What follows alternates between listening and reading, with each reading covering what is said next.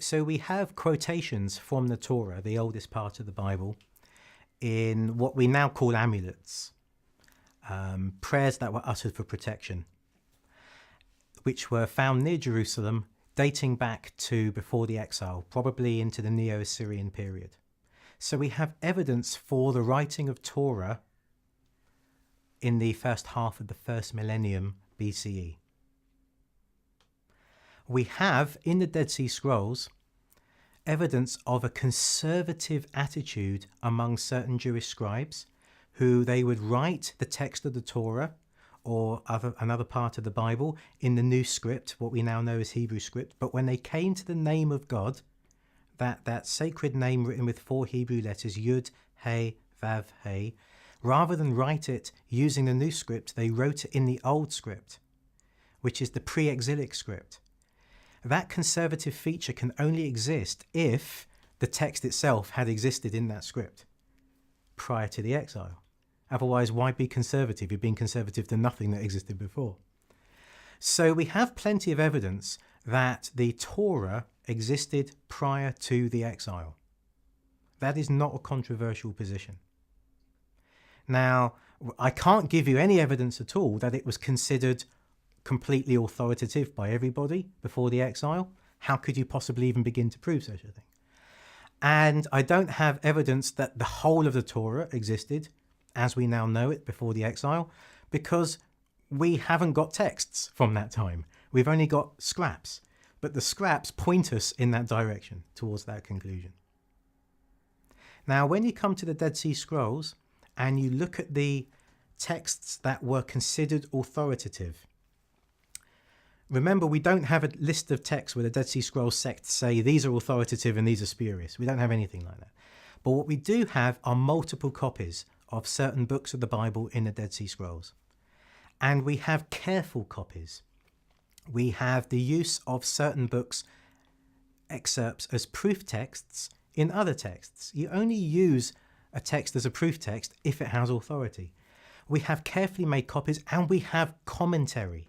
You only really bother to write a commentary on a sacred text. Otherwise, what's the point?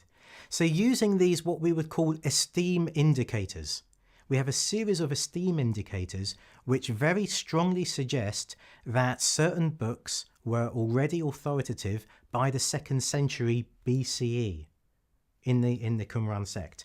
Isaiah, Ezekiel, the minor prophets, and maybe even some of the Psalms. The crucial point about that is when we come to the most Jewish of the Gospels, Matthew's Gospel, and we look at the proof texts used in Matthew's Gospel, they accord exactly with what seems to be sacred in the Dead Sea Scrolls sect. Yeah.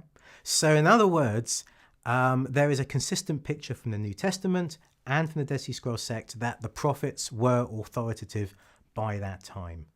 So in Jewish tradition, Moses wrote the books of the Torah, except of course that Moses dies before the end of Torah, and in Jewish tradition Joshua finished it off. Now, we cannot in any way prove that. We haven't got footage of Moses sitting down to write, so how can we deal with this? Not only that, literacy as a phenomenon did not arrive in that part of the world until the first millennium BCE, and Moses is leading the children out of Israel out of Egypt in the 2nd millennium BCE.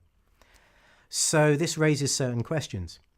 Now, actually, the answer is very, very obvious. If you read a document like Deuteronomy, you come across a phrase very often along the lines of, "And Moses spoke to the children of Israel, saying." And again, Moses spoke to the children of Israel, saying. So if you read the Bible carefully, it's clear that Moses delivered Torah by speech. And these things were transmitted orally until a point in time when they're written down.